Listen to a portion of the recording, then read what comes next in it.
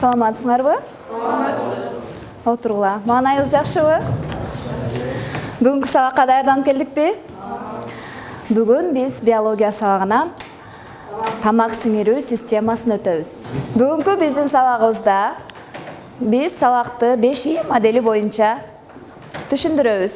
Биринчи кызыктыруу, экинчи изилдөө, үчүнчү түшүндүрүү, төртүнчү тереңдетүү, бешинчи баалоо менен аяктайбыз. Баалоону болсо AJPOC программасы менен баалайбыз. AJPOC программасы менен да иштеп келебиз, балдар. AJPOC программасы Гапар Мадайменов агайыбыздын методу, ошону менен аягында баалап, ар бир топтон бирден лидер чыгып эле айтып берип коесуңар, макулбу? Мен силерди 4 топко бөлүп алдым. 4 топту мен STEM программасы менен бөлдүм. STEM программасын биз билебиз, STEM боюнча сабак өтүп эле жүрөбүз. Илимди изилдейбиз, технологияны карайбыз, инженериясын иштеп чыгабыз дагы, математикасын карайбыз. Демек, бүгүнкү темабыз тамак сиңирүү системанын ушул STEM боюнча изилдеп программасын карап чыгабыз. Түшүнүктүүбү? Мен сабактын башын кызыктыруучу суроолор менен баштап алайын. Эң биринчи суроо: тамак сиңирүү системасы кайсы органдан башталат? Ким жооп берет? Тамак сиңирүү системасы ооз көңдөйүнөн башталат.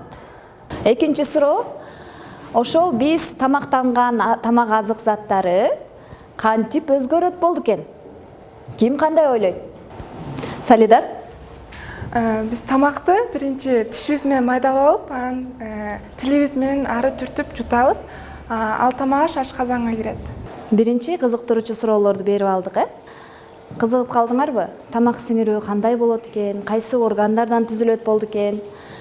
Ал кантип азык зат ашказанга кирип, кантип майдаланат, эмнелердин жардамы менен кирет, Кызыгып калдыңарбы? Эми кийинкибиз изилдөө методуна кеттик. Изилдөө методунда мен силерге азыр видео көрсөтөм. Кумп коюп, жакшылап көрүп отурабыз. Биз тамактанып атканда тамактын жытын жана даамын сезебиз, Ал эми тамактанып атканда мурдуңар бүтүп калган учурда, мурдуңар жабык болгон учурда, тамактын даамын сезебизби? Сезебизби, сезбейбизби? Биз ошону азыр ушул изилдөө этабында аныктайлы. Кийинки тереңдетүүбүз, бул мен азыр колумдагы эмне экенин айтпай эле коеюн. Азыр оозуңарга салам. Мен салып аткан учурда мурдуңарды жаап турасыңар. Дем албай туруп, анан тамак жесек, анан азыктын эмне азык экенин же болбосо даамын биле алат бекенбиз, ошону изилдеп көрөбүз. Мурдубузду жаабыз, барыбыз, оозубузду ачабыз.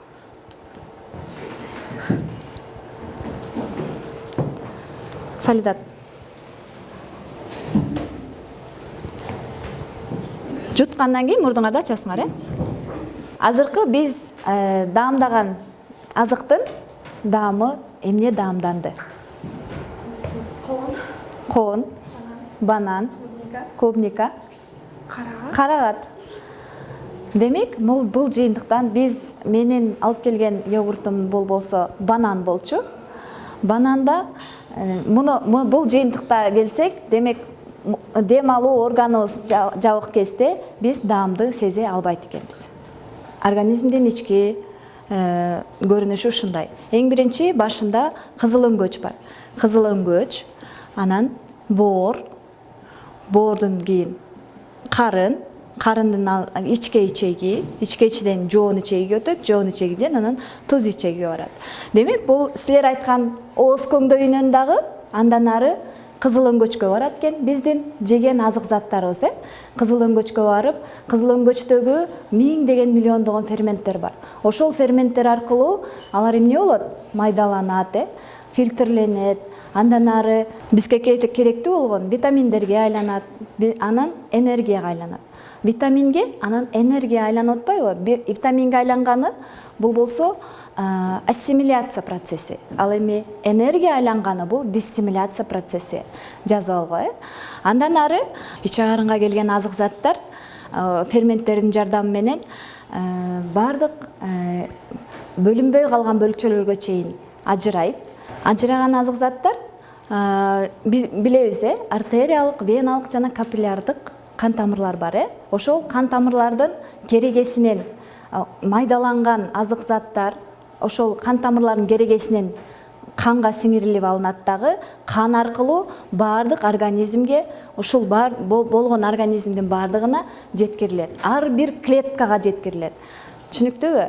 Демек биз тамак сиңирүү системасын жакшы аныктап биле алсак, биз туура тамактанабыз, жүрүм турумубуз туура болот. Демек биздин ичеги карын деген бул узун жолду басып өтөт экен. Ал жол көрдүңөрбү? Бул ичегини түздөп алсак, ичегилердин узундугу 10 метрге барабар болот экен балдар. Элестеткиле, 10 метр деген канча аралык бул? Биздин мектептин бир классы бул 10 метр болсо деле, ошол 10 метрди бириктирип адамдын организмине батырууга мүмкүнбү? Элестете аласыңарбы? Уктуңар беле ушундай нерсени? Ичеги канча метр болорун уккан эмессиңер да, туурабы? Бул процесс, тамак сиңирүү процесси кантип ишке ашаарын көрөлү. Тамак сиңирүү процесси бул адамдын организминдеги өзүнчө бир лаборатория экен, балдар. Келгиле, бул кантип ишке ашаарын көрөлү. Демек, биздин организмде тамак сиңирүү системабыз сырдуу лаборатория болуп саналса, биздин ооз көңдөйүбүздөн башталат экен. Ооз көңдөйүбүзгө эмне келет? Азык заттар келип атат. Азык затты эмне кылабыз? Тиштеп оозубузга алып келебиз. Ушул жерден тамак сиңирүү процесси башталат, ооз көңдөйүбүздөн башталып атат. Биз тиштеп, чайнаганда тиштерибиз тамакты майдалап баштайт. Ал эми тиштердин жанында эмне бар? Бул эмнеле? Шилекей бездери бар. Ошол шилекей бездерибиз ошол азык затты нымдап жардам берет. Ал эми биз тиштеп алып эле кургак тамакты жутуп ийсек, биздин организмге ал кете албайт да. Ошол ооз көңдөйүнүн ичинде шилекей бездерибиз бар. Ошол шилекей бездерибиз бизге азык заттарды нымдаганга жардам берет. Азык заттарыбыз нымдалып, тиштер аркылуу чайналып, андан ары кызыл өңгөчкө өтүп барат. Мынакей. Бул шилекей аркылуу эмне болуп атат? Жуурулушуп, анан майда бөлүнбөй калган майда бөлүкчөлөргө чейин майдалап, андан ары кийинки этапка өткөрүшүбүз керек. Ар бир эле азык зат сырдуу лабораториянын ичине кире албайт экен. Себеби биз баш мээбиз менен же болбосо нерв системабыз менен эмне кылабыз? Ар бир кылган ишибизге жооп кайтарып турабыз, билебиз. Демек, бизге жаккан гана азык заттарды биз жей алабыз, туурабы? Ал эми жакпаган азык заттарды тилибизге, даамыбызга, жыты жакпай калса, биз аны жебей кое алабыз, туурабы? Демек, ошол чечим биздин организмибизде тамак бизге көзүбүз аркылуу, оозубуз аркылуу, анан жөт билүү органыбыз аркылуу аныкталат экен. Жагат, жакпайт деген сыяктуу. Жакса жейм, жакпаса жебейм деген сыяктуу. Мынакей. Бул биздин баш мээбиз. Мээ аркылуу жактырылды. Андан азык зат кетти. Азык затты жей баштадык. Уруксаат берилди. Жейсинде уруксаат кетти. Же жакпай калса, аны эмне кылып салабыз? Түкүрүп салабыз, туурабы? Мынакей келатат.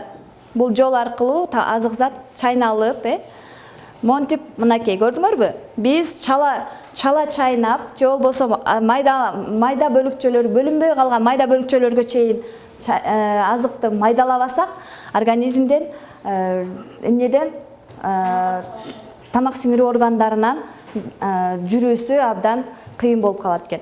Арындын көлөмү 500 милли же болбосо 2 стакан сууга барабар экен. Биздин карыныбыздын көлөмү 2 стакандык экен. Мондай стаканда экөө эле экен. Тамакты канча жейбиз биз? Көп эле жейбизби? Кетире бериңиз. Мына эми ашказанга тамак келди. Жанагы мен айткан 500 милли же болбосо 2 стакан тамак келди. Жана бул бала сабиз жеп аткан, сабизди майдалап алып келдик. Ошол алып келингенде, бул 2 эле стакандык болсо, бирок буга организмге келгенде, азык келгенде карын чойлуп баштайт экен. Керилип, чойлуп баштайт экен. Себеби анын ийилчээк, чойлчаак касиетке ээ болот экен. 3-4 литрге чейин чойло алат экен. Демек, биз канчалык көп азык зат жеген сайын, ошончо карын эмне болот экен?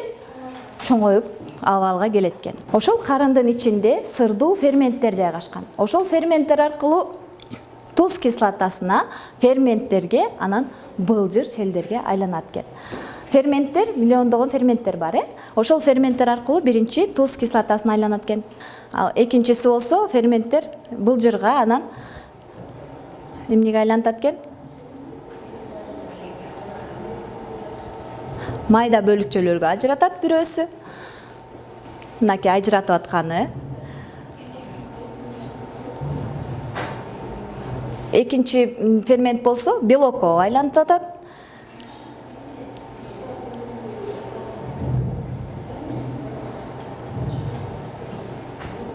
Анан иштелбей калган же болбосо сиңбей калган азык заттар зилге айланып кетет экен.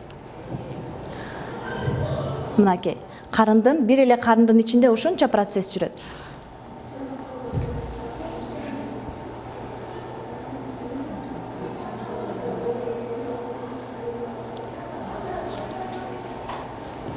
Былжырдын дагы бир касиети жараттарды калыбына келтирет экен.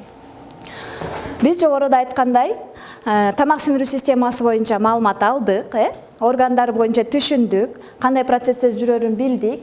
Эми азыркы түшүндүрүү процессине өтөлү. Түшүндүрүүдө силер ар бир топ илим тобу изилдеп, илим тобу илимин айтасыңар, кайсы органдардан турат, кандай процесстер жүрөт.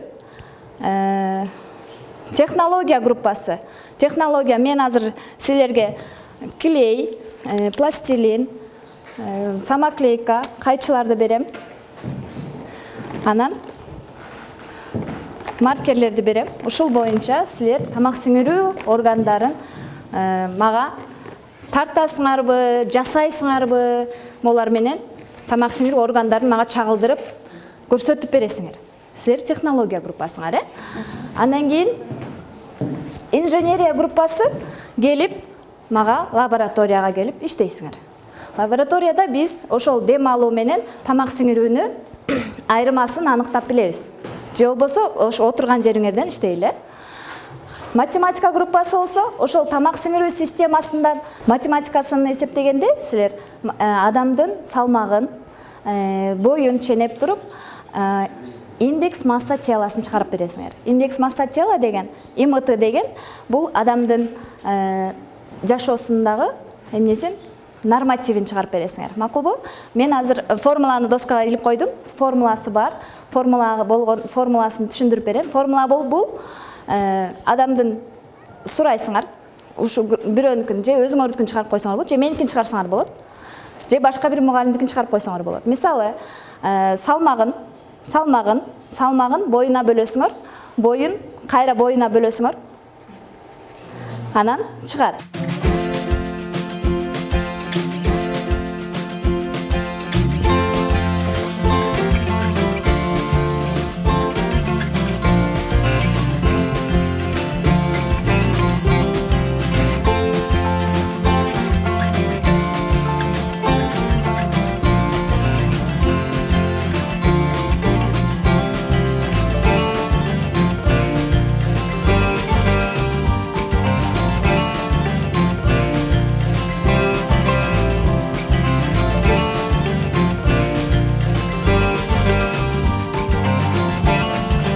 Инженерия группасынан насихат. Кана бизге эмнени көрсөтүп бересиң? Бул ашказанга кирип аткан тамактар, тамак-аштар. Бул болсо ашказандагы ферменттер.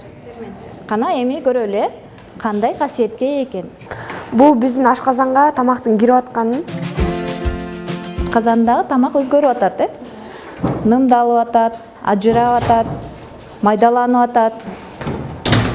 Анан бул биздин ашказандагы ферменттер. Ферменттер касиети, ферменттердин касиетин байкайлы. Кана кандай касиетке экен?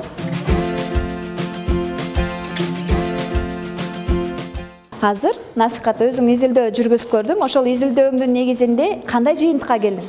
Бул биздин ашказаныбызга тамак-аштар киргенде ферменттер тамак-ашты сиңирет. сиңиртип жана тазалайт. Биз деген тамак аш менен эле азыктана бербестен мындай аскорбиновая кислота же болбосо жана башка дагы витаминдерди ичип турушубуз керек. Азаматсыңар, инженерия тобу азаматсыңар, отура кой. Кийинки илим тобу келгиле. Бул тамак сиңирүү системасы биз тамакты чайнап жегенден жуткандан кийин кызыл өңгөчтөн өтөт. Кызыл өңгөчтөн өтүп ашказанга түшөт. Ашказандын четтерин карасак, мына биякта боор эт турат. Кичинекей жашыл бул өт, ал сары болсо бул уйку бези. Ашказандан кийин ичке ичегиге барат. Ичке ичеден кийин жоон ичегиге барат. Жоон ичегиге дейин түз ичегиден чыгып кетет. Азаматсыңар, отургула. Математика тобу келгиле. Медициналык формулага таянып, адамдын массалык индексин чыгардык. Биринчи медициналык формуланы алып алдык. Биз окуучулардын баарын таптык.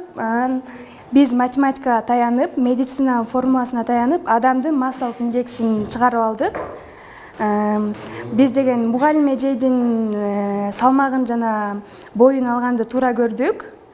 Биринчи эжейдин салмагы 68 жана бою болсо 165. 165ти квадратка көтөрүп, экөөнү бөлүп койсок 24,97 чыгат.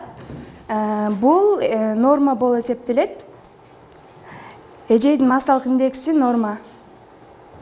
Жана ошондой эле бул таблицага таянсак, 16дан 18,5га чейин бул дефициттин жетишсиздиги, жана 16дан 18,5га чейин бул килограммдын жетишсиздиги, 18ден 25ге чейин бул норма, 25ден 30га чейин бул башталышы, 30дан 35ге чейин бул семирүүнүн белгиси. Азаматсыңар, математика тобу эң мыкты эсептеп чыгыптырсаңар, отура берсеңер болот. Келгиле технология группасы. Биз технология тобу тамак сиңирүү системасын пластилинден жасап алдык. Эң биринчи эле биз деген тамакты жегенде астыңкы тиш менен үстүңкү тиш чайналып, шилекей бездери ымдалып, анан кулкунга барып, андан кийин кызыл өңгөчкө келет. Кызыл өңгөчтөн барып ашказанга барат. Ашказандан аралап, ичке ичегиге барып, андан жоон ичегиге келет, анан түз ичегиден чыгып кетет. Азаматсыңар, технология тобу пластилинден сонун кылып жасаптырсаңар, эң мыкты. Отура берсеңер болот. Мен бүгүнкү сабакты Ажипок программасы менен жыйынтыктап алайын. Мен бир суроону көрсөткөндө биринчи топ жооп берет, экинчи топ жооп берет, үчүнчү топ, төртүнчү топ. Бирден туруп жооп бере бересиз. Макулбу? Мен атыңарды айтам, жооп бересиңер. Бүгүнкү тема. Насикат. Тамак сиңирүү органдарынын түзүлүшү. Тамак сиңирүү органдары кайсылар? Амина. Оз көңдөй, кулкун, кызыл өңгөч, ашказан. Тамак сиңирүүнүн байланышы. Биз азыр практикада көрсөттүк, эмне менен байланышкан экен? Дем алуу жана тамак сиңирүү тыгыз байланышта экен. Туура тамактануунун пайдасы. Биз деген ден соолугубузду чыңдаш үчүн жер жемиштерди жана сууну көбүрөөк ичишибиз керек, витаминдерди дагы ичишибиз керек. Кана балдар, туура эмес тамактануунун зыяны? Туура эмес тамактануу деген мындай адам өзүнүн мындай каалоосу менен мындай жеген тамактар кээ бирleri зыян болот, көбүнчө майлуу тамактар зыян болот. Азыркы учурда көбүнчөсү мындай фастфуд жешет. Ошондон кийин адам өзү ооруп, зыян нерселерди өзүнө келтирип алат. Мына эмесе биздин бүгүнкү сабагыбызда тамак сиңирүү системасын 5E модели менен кызыктуу өттүк, изилдедик, практикалык негизде иштедик. Кайра өзүңөр түшүндүрүп мага айтып бердиңер, түшүнгөнүңөрдү. Андан кийин тереңдетип кайра өзүбүз изилдөө жүргүзүп, практика жүзүндө дагы иштеп көрдүк. Андан кийин Ажипок программасы менен баалап алдык. Бүгүнкү сабак жактыбы? Кызыктуу болдубу? Алган билимдерибизди унутпайбызбы? Практикада колдонобузбу?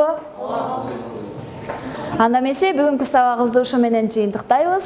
Сак саламатта калгыла.